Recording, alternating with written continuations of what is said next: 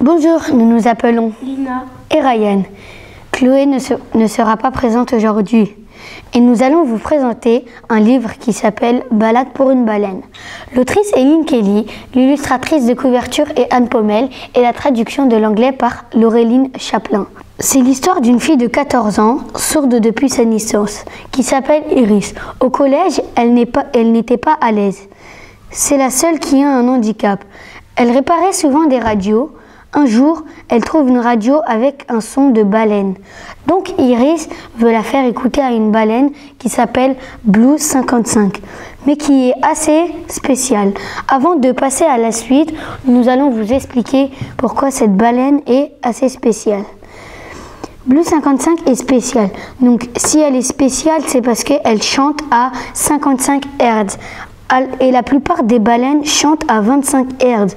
Mais le pire dans tout ça, c'est que le maximum est 35 Hz.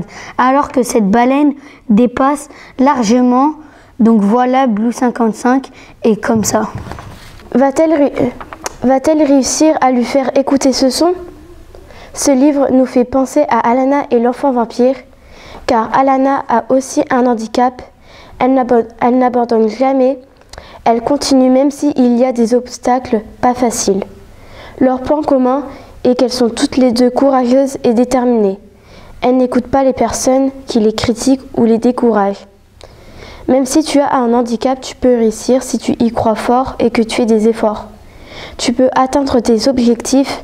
N'écoute pas les personnes qui te critiquent, elles n'en valent pas la peine. Nous trouvons que ce livre fait beaucoup réfléchir à la société d'aujourd'hui. Le gouvernement, l'harcèlement et la discrimination. Évidemment, tout ça n'est pas normal.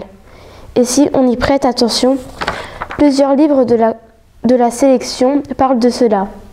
Ne faites pas subir à des personnes innocentes cela, car elles peuvent en arriver aux options tragiques.